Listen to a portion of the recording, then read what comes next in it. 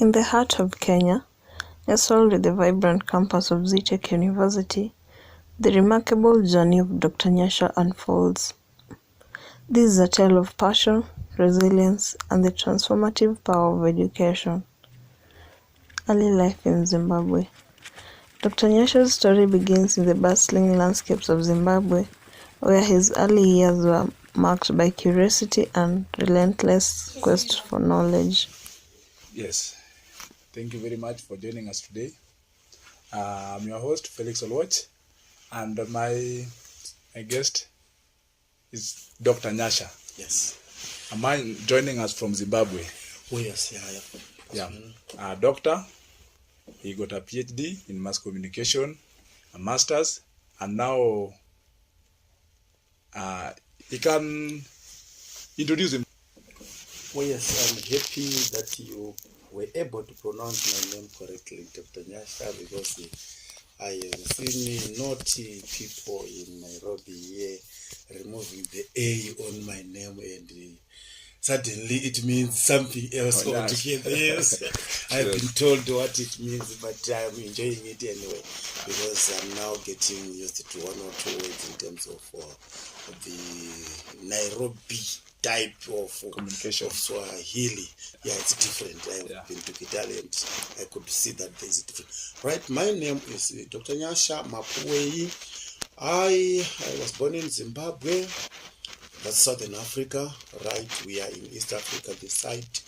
And in Zimbabwe, I don't know if I can delve into my background before I came here, or you want me to start by talking about myself here in terms of qualification, then I go down. What do you want? You can just share your early life.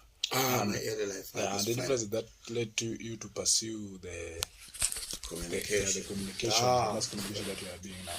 Yeah. I like that. I like what you're saying. Yeah, where I grew up in Zimbabwe, I can start by how I got the name Nyasha. Yes. It means grace.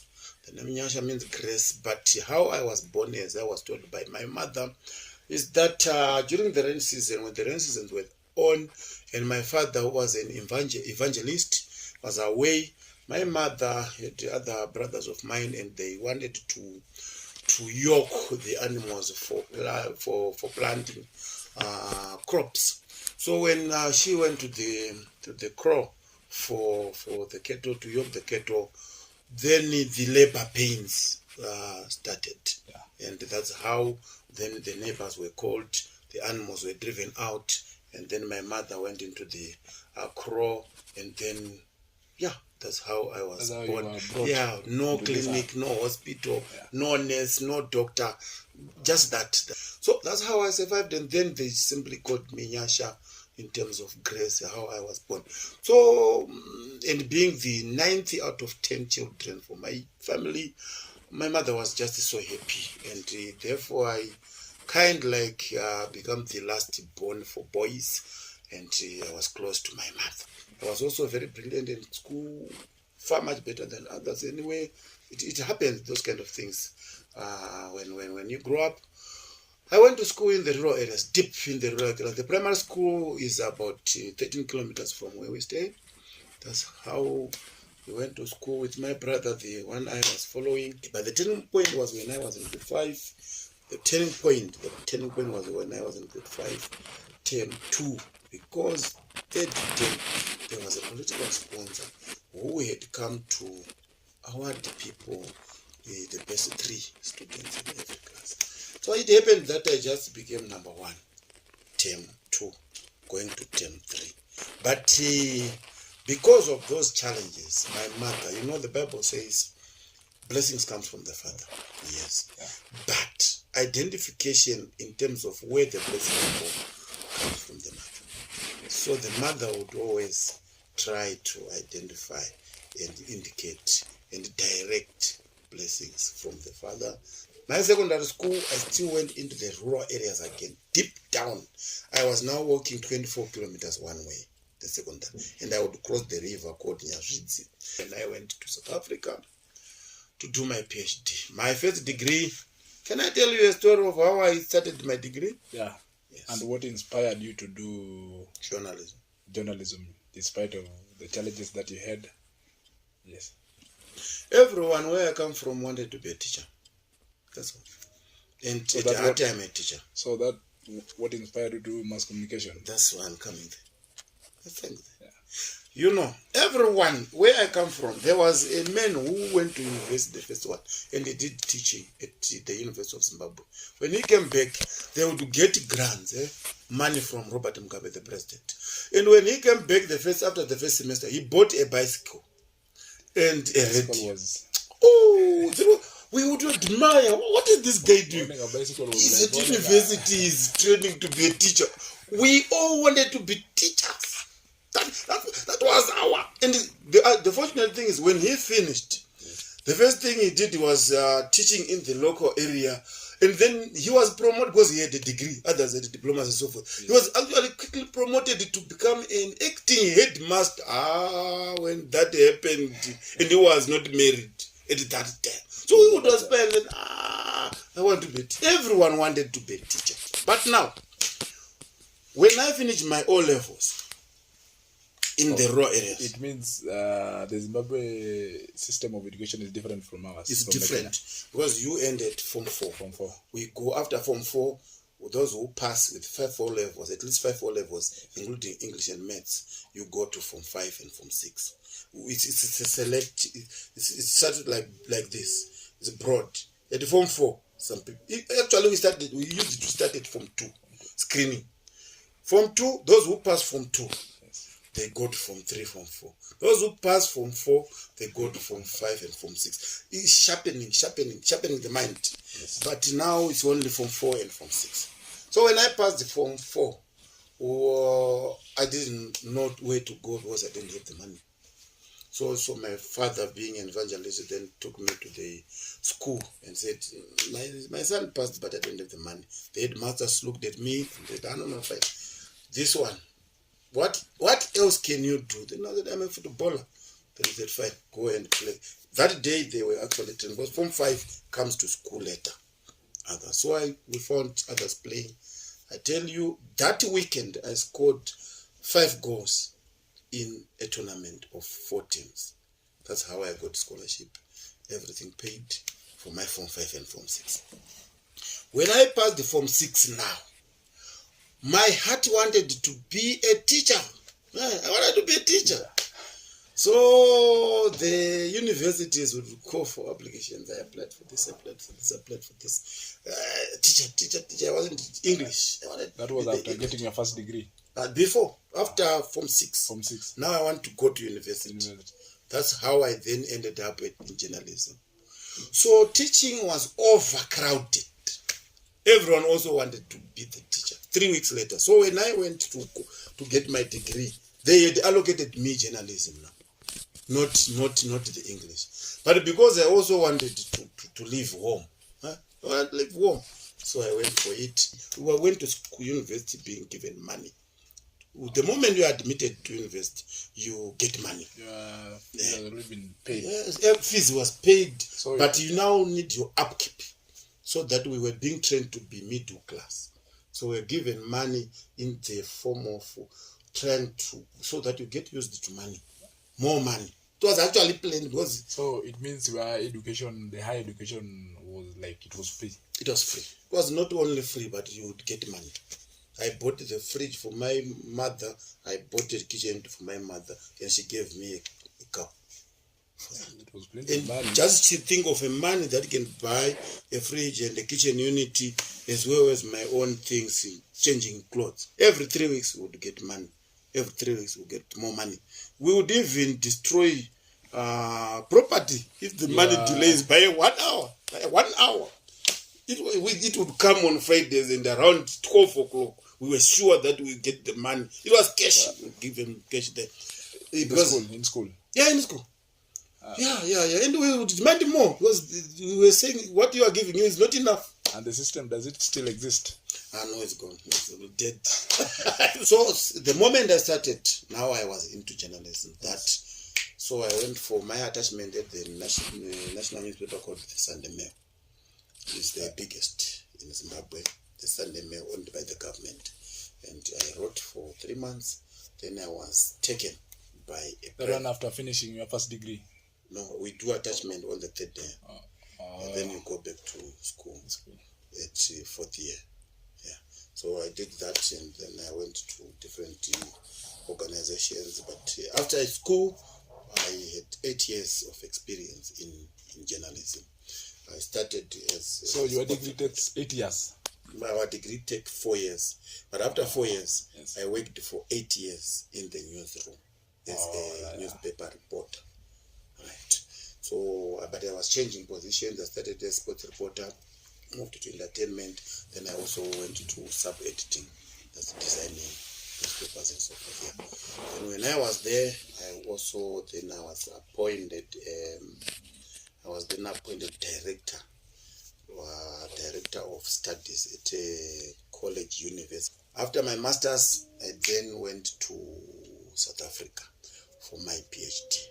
And how did I go to South Africa? South Africa. Yes. I want you guys to know, whoever is listening, they should simply know one thing. There is God in heaven. That one is clear. There is always God. We came to this university called Nelson Mandela. It's a white university, throughout white, only white, and so secluded. But the person I saw was black. So we dismissed it because it's international funded for the white community in South Africa. And then they also sent their people from Germany, because the lecturers are German, American, and everything. They also send their students to South. When they learn to South Africa, they go to Nelson Mandela. So when we were looking down, white, then we came to this and said, this is the lady.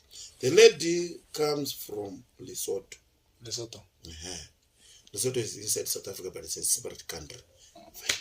She was there doing her own PhD. But I saw her and said, this is the lady. And the instruction was clear. Send an email. I want a place for PhD. True to her. She simply took the email, sent it to her chairperson, who was white, and then they said, this is the student from Zimbabwe. He wants to do PhD. The next thing, I got a reply, can you send your proposal? Editors. Yeah. Then I was given two supervisors from nothing.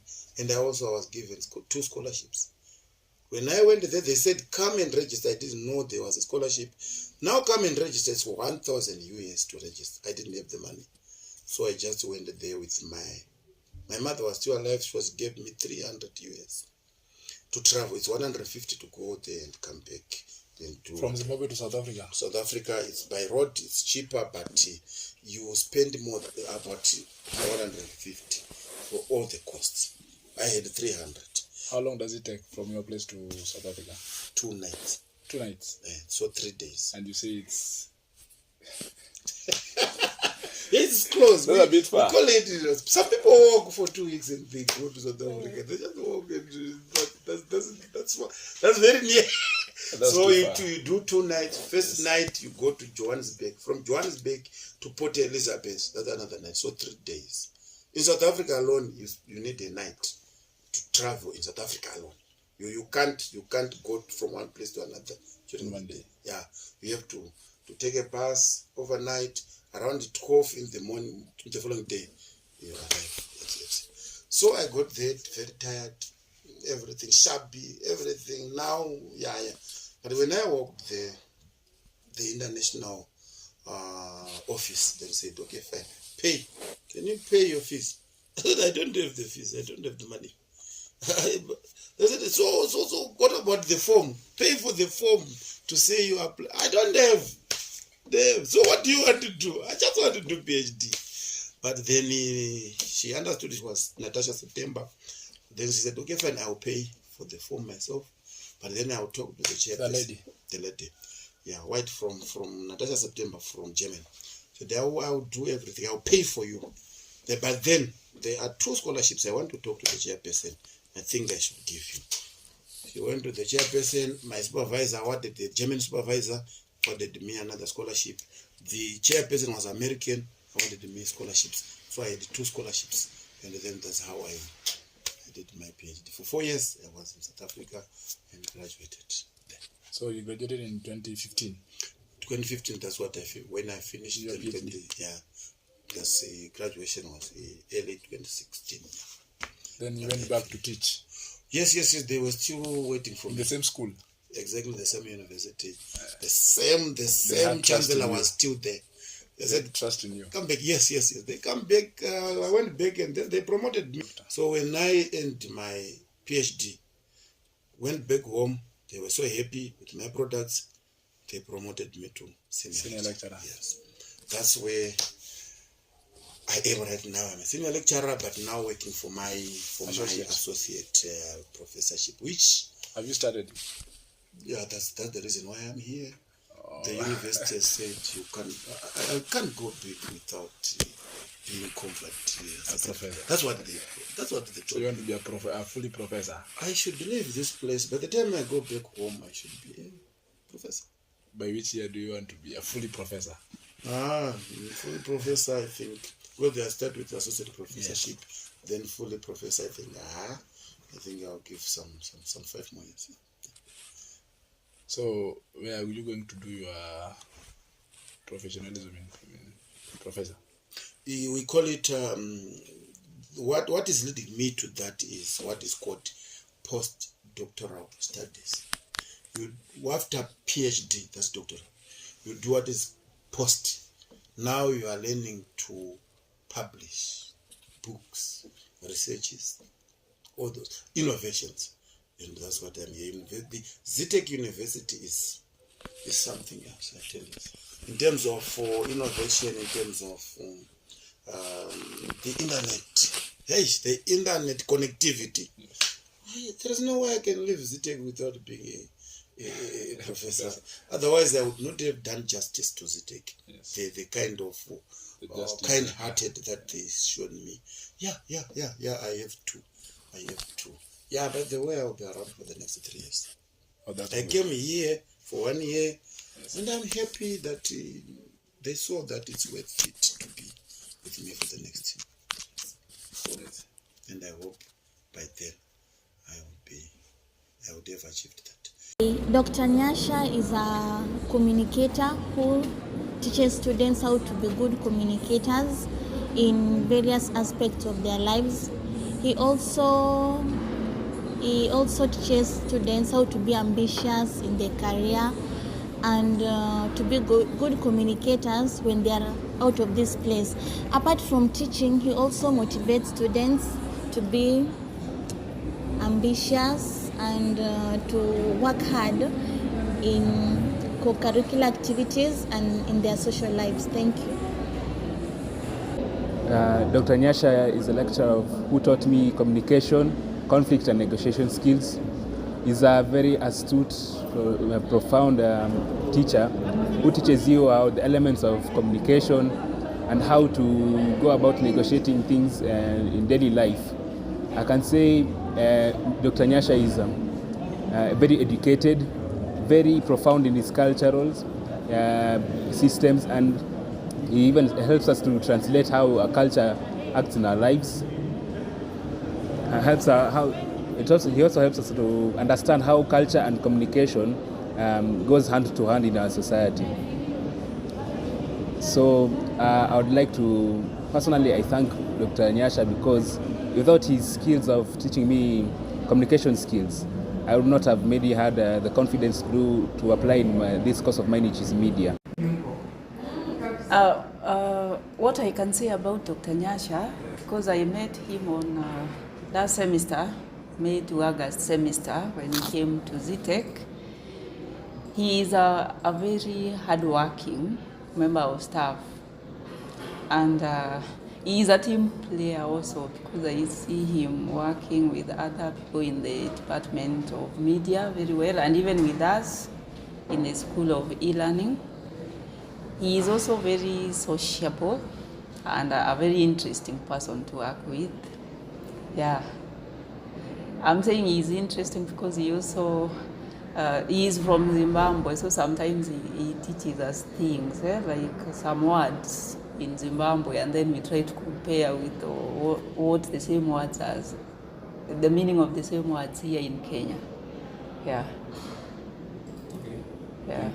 He is also very hardworking, by the way, and he's cased for hard work. I see him doing so many things at the same time. He's a lecturer. He is also helping to design curriculum and coordinating many other things at the university. So he is hardworking. Asante. Back home, my university is saying, good, go ahead, we want a professor when you come back. They want a professor. Oh, that's good. They no longer want a senior lecturer. No. They want something else. Professor. Fine. So how has your teaching in different countries shaped your perspective in education? Sorry? How has your teaching in different countries? Countries. Yes. Oh, yes. I taught in South Africa, I taught at Edward Montale, I taught at Makerere. Just briefly, those other brief. But in South Africa, I taught during my 4 years. I taught there. Then I am teaching here in Nairobi. There is only the difference in terms of preparing for the lecture, preparing for lecture delivery. In Zimbabwe, you are under pressure. Under pressure. So you deliver whatever you have. Yeah. In South Africa, they are more professional. They provide everything, but there is ownership of students. The students are mine. So I own you in a way that we move together. What I teach, I provide. Even the textbooks, even personally, it's closer. It's closer. Be close to your students. Yeah. We are together in this. And we even select the books to read together. And then the books now, the printing production houses for books, they will even say, how many students do you have? I have 20. So which books do you want us to give them? Yes. You get all the books that I use, you get them. The university pays. So that is there in Zimbabwe? That's in South Africa. Oh, South Africa. No. That's South Africa. Then Zimbabwe and Eduardo, they are almost the same pressure. There is a lot of pressure. Yes, but it's different in East Africa. Yeah. In East Africa. Yes, this is home, eh? This is home. Let me be honest, right? Yeah. The philosophy of education is American. Ours is British. Yes. What I have seen here is American. Now the American approach to education is that you don't make things tough for the student. Because they can leave the school. Yeah, they can do without school, without education, you see. Yes. So it's like I'm always persuading the students to do work. Hey, initially I was surprised. What kind of students are these? They are not serious. But that's our students. Yes, not only at zetech. Yes. I have friends at multimedia. I have friends at TUC, at UK. The students, you are all the same. You are different. So because you are different From the South Africans, yes. and at zetech, you are making your own decisions. You can do what you want. Right now, you can do what you want. But once you leave zetech, it's over. Yes. It's over. Yeah. Anything else you want? Nothing. Nothing. We Thank you so appreciate your much. presence for having No. us. If there's anything that you want, you can always get on. Okay, no problem. Yes. Asante sana.